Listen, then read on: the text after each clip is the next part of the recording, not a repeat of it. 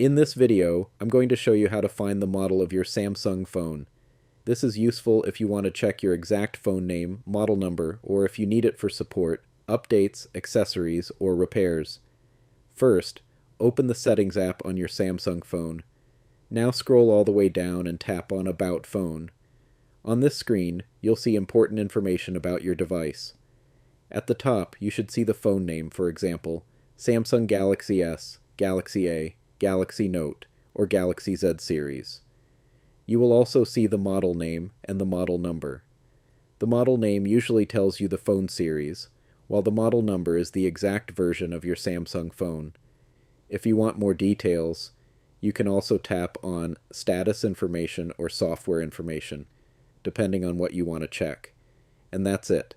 This is how you can find your Samsung phone model directly from the Settings app. If this video helped you, make sure to like, comment, and subscribe for more simple Samsung tutorials.